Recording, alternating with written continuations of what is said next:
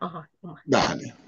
خب داستان از اونجا شروع میشه که ما توی یک بحران زمانی هستیم که خب به طور کلی ایرانیان اوقات خوشی ندارن و آزاداندیشانشون بهانه‌های مختلفی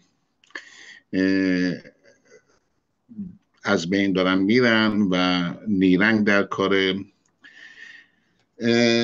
گماشتگان عباسی مرتکب تبعیضات نژادی میشن، ایرانیان رو بندگان خودشون میدونن و در این فضا هست که این داستان شروع میشه. اگر صفحه بعد لطفاً. این من نگاهی که کردم در همون اول شاهنامه اونجا که در مورد کتاب صحبت میشه باز میبینیم مینویسه که زمانه سرایی پر از جنگ بود، به جویندگان بر جهان تنگ بود. این به طور کلی اون فضا رو که فردوسی داشت این اشعار رو میسرود بیان میکنه. حالا این داستان در اوایل جوانی فردوسی نوشته میشه، شعر سروده میشه و در مورد به حساب الهامش یک عشق یک زن هست. من کتابا رو که نگاه میکردم حالا یه طور دیگه هم تعبیر شده بود که این عشق در عوض در اصل عشق خود فردوسی به کشور بود، به فضایی بود که در اون و دوست داشت که از طریق عشقش اون احساسات خودش رو بیان کنه و اون باعث شد که این داستان خلق بشه. صفحه بعد لطفاً. شخصیت های داستان، خب ما کیخسرو داریم پسر سیاوش، بعد ما بیژن رو داریم که خب یک جوان دلیری هستش، یکی از پهلوانان ایرانی داریم. دختر افراسیاب منیژه هستش که خب در شعر از نظر زیبایی کسی مثل اون پیدا نمیشد. افراسیاب هست پادشاه توران و رستم که پهلوان پهلوانان. اینها قهرمانان این داستان هستند. لطفاً صفحه بعد. خب چه اتفاقی میافته؟ یک مردم به کیخسرو رجوع میکنن به دربار و شکایت میکنن در مرزی که بین ایران و توران هست گرازان دارن حمله میکنن و کیخسرو 2 نفر رو انتخاب میکنه که برن و این به حساب گرازان رو شکار کنن و از بین ببرن. یکیشون گرگین میلاد هست، یکی از پهلوانان ایرانی، و دیگری بیژن و اینها به این مأموریت فرستاده میشن. گرگین میلاد نقش مهمی اینجا بازی میکنه که یک انسان، یک قهرمانی، درسته یک پهلوان بود ولی خبیث و یه مقداری فرصت طلب، اینطوری که شاهنامه بیان میکنه. و موقعی که وارد اونجا میشن که جنگ شروع میشه گرگین کنار میکشه و بیژن رو میفرسته وسط و ولی بیژن تمام در اون مبارزه با گرازها رو از بین میبره. صفحه بعد.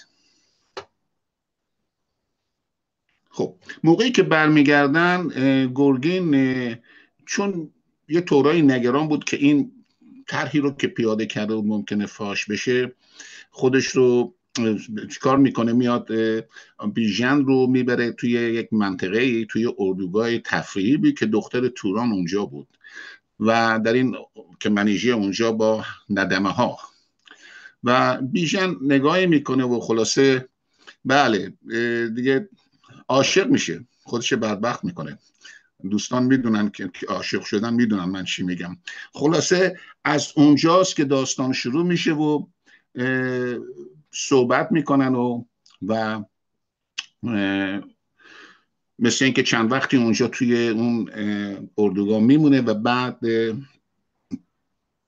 اینجاست که بیژن متوجه میشه که این کار ممکنه درست نباشه، چون میدونست توی منطقه به حساب دشمنان هست و سعی میکنه برگرده و منیژه اینجا به قول معروف با مقداری آب شنگولی خانم آقای بیژن رو به حساب گیج میکنن و ایشون رو میبرن میبره به کاخ خودش. صفحه بعد لطفاً. این همون عکسی هم که من پیدا کردم که به حساب لحظه‌ایه که به حساب منیژه بیژن رو دعوت میکنه. صفحه بعدش لطفا. خب چند روزی که در کاخ هستن بالاخره خبر به گوش افراسیاب میفرسته. گرسیوز یکی از پروانهای خودش رو میفرسته اونجا و بیژن تسلیم میشه و قصد کشتنش رو افراسیاب داره، ولی خب پیران که یکی از به حساب وزیران اونجا بود و بسیار دانا بود و پنده اندر سرش میشد، به افراسیاب پیشنهاد میکنه که این کار رو نکن وگرنه ما وارد جنگ بزرگی خواهیم شد، تنبیش بکنیم. و بیژن رو توی یک چای عمیقی میندازن و سنگی میذارن، سنگی که روی چاه قرار میگیره بسیار سنگ بزرگی بود و یک درزی بود که از اون طریق مقداری آب و غذا به بیژن میرسید.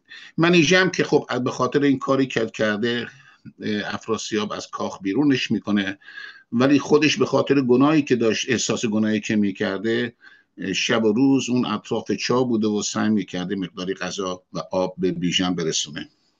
صفحه این هم عکس همون چاه هستش و صفحه بعد. خب گرگین میلاد موقعی که برمیگرده به حساب به پادشاه و شروع میکنه تعریف کردن که بیژن کشته شده، گیو قبول نمیکنه. در این حال به کیخسرو، به پادشاه میگه، دردش بیان میکنه. کیخسرو یک جهاننمایی داشته، جام جهاننمایی داشته که نگاهی میکنه و متوجه میشه و میبینه که بیژن زنده است و در چاه گرفتار.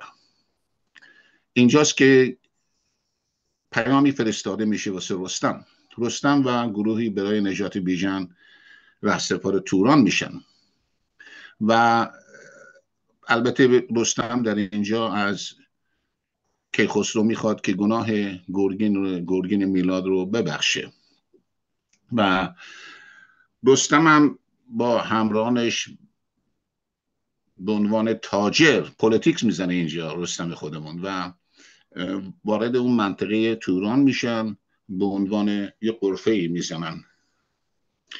اگر لطف کنید صفحه بعد لطفا.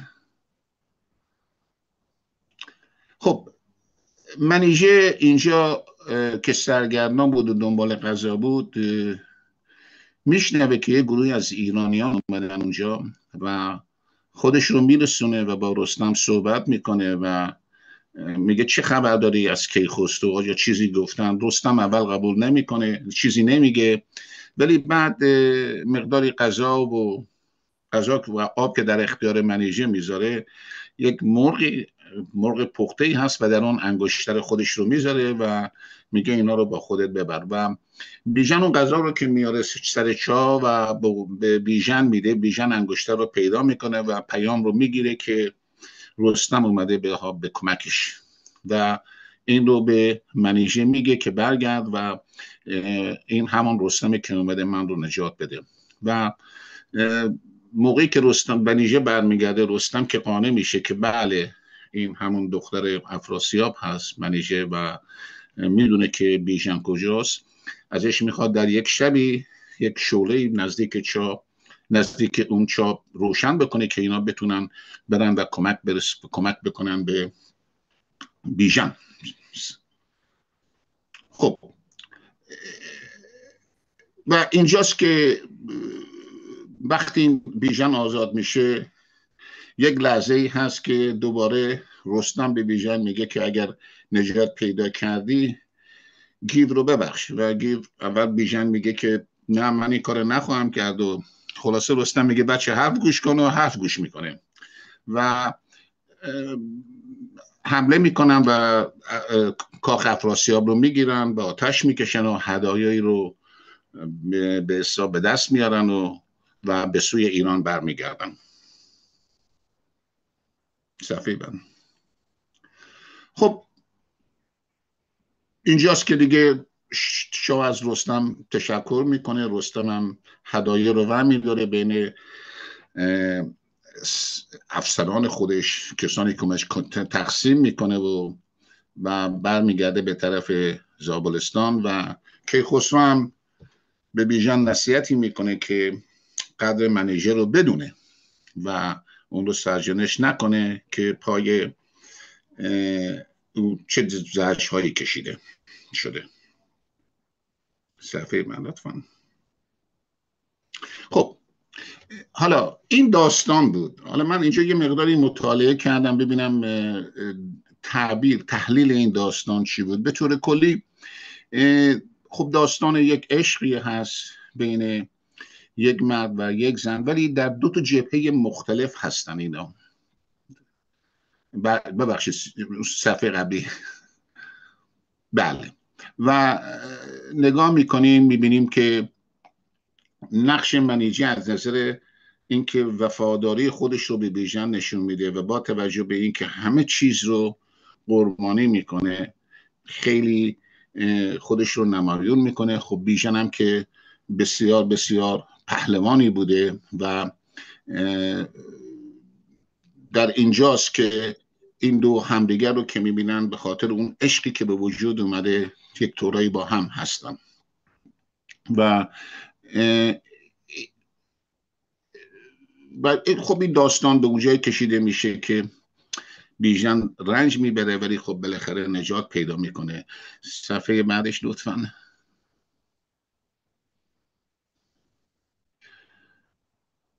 بنابراین اون جنگی که میشه و کشتن گرازان اینها در این داستان چیز دوم هستن. مسئله اصلی اون عشقی رو که در شاهنامه بیان میشه و در موقعی که من نگاه میکردم تحلیل رو ببینم کلمه مهر زیاد استفاده شده در شاهنامه. این همون عشق هستش و یک طورایی خصوصیات بسیار خوب زن در شاهنامه اینجا به عنوان همسر، دلدار و کتمانو بسیار خوب بیان میشه که خب این عنوانها خودش در زندگی فردی اجتماعی بسیار بسیار مهم نشون داده میشن. نکته بسیار مهمیه که این خصوصیات زن در شاهنامه اینطور داره بیان میشه. صفحه بعد لطفاً. ببینید اینجا چند تا هدف هست. یکی دو تا هدف هست که توی تحلیلایی که من نگاه کردم فردوسی هدفش از سرودن این داستان خب در درجه اول عشق بود. عشقی که به حساب به حقیقت میپیونده. در این داستان ما چیزهای متضادی رو زیاد میبینیم. کینه توش هست، تنگ نظری هست، مهر هست، وفا هست که بسیار داستان بیژن و منیژه اینها رو خوب نشون میده. مردی و نامردی هست، شادی و غم هست، دادگستری هست، بی‌عدالتی هست، نیکی هست، بدی هست، نادرستی هست. و جای جالبه که اونجا که خسرو به پسرش به بیژن ببخشید نصیحت میکنه، میگه که باید قدر مقام خودت، قدر زندگی رو بدونی که این زندگی یه روز بالا هستی یه روز پایین هستی. صفحه بعد اگر لطف کنید خانم دکتر. و پس بنابراین داستان بیژن و منیژه نماینگر ارزش هاست. ببینید درستی هست، کینه، تنگ نظری، همه اینها تو هم قاطی هستش و در مقابل هم قرار میگیرن و بالاخره اون راه راستیه که خودش رو نشون میده و پیروز میشه. اینجاست که میگه که فردوسی به طور کلی میگه پروردگار دادگستر است که خود هدایتگر پیمودن راه درست است و به طور کلی همه رو با بیان این داستان تشویق به انتخاب راه درست میکنه و اگر راه درست باشه کجروی ها کمتر خواهد بود. صفحه بعدش. پس بنابراین اینجا باز دوباره این هدف سوم هست که نگاه فردوسی میتونیم گفت که پروردگار دادگستر است که خود هدایتگر خلق و هم عقل باید استفاده بشه، هم دانش و هم دین که راه کج رو نشون بده و کاری از در جهان بهتر از راستی نیست در این داستان. چنان که همه کاستی ها رو، همه بیچارگی و بدبختی ها رو از کجروی انسان میدونه. صفحه بعد. و اینجا با یه شعر بسیار قشنگی هست که فردوسی تموم میکنه میگه به هر کار در پیشه کن راستی، چو خواهی که نگزایدت کاستی. ز خوشنودی ایزد اندیشه کن، خردمندی و راستی پیشه کن. صفحه بعد لطفا. خب من اینجا دیگه این داستان تموم شد و تحلیلات تموم شد، ولی میخوام چند تا نکته بگم. من شروع کردم واقعا تعجب، واقعا قابل واسه تعجب من شد موقعی که من شروع کردم حساب ببینم کیا چی میگن. تو یک سرچ که من یه دکمه رو فشار دادم 80 اینا رو شمردم خودم، یعنی بیشترم بود، 80 مقاله در مورد همه ابعاد این داستان نوشته شده و اکثر این مقاله هم از استادان و دانشجویان دکترا تو زبان فارسی و ادبیات فارسی هستش، در مورد ساختار این داستان، در مورد عباراتی که استفاده شده، در مورد روایت، در مورد اون صحنه هایی رو که شاهنامه که فردوسی به تصویر میکشه و من چند تاشو اینجا گذاشتم که شما ببینید، ولی واقعا تعجب کردم. حتی یک تحلیل هم هست در مورد مقایسه میکنه داستان بیژن و منیژه با داستان رومئو و جولیت و اینا رو میبینه که به قول معروف مقایسه میکنه و این چند تا من در حدود 7-8 تاش رو انتخاب کردم و اسم گذاشتم اینجا. اینا همه مقالات پژوهشی هستن، هنرمندان نوشتن، اساتید دانشگاه، دانشجویان رشته دکترا، هنرمندان، بسیار بسیار مقاله ها و نوشته های فراوانی در مورد این داستان هست. خواستم این منظر اطلاعات بهتون بگم. صفحه بعدش لطفاً که باز چند تا نمونهش من گذاشتم اینجا میبینیم واسه خودتون، و صفحه بعدم که تشکر میکنم از حوصله‌ای که به خرج دادید.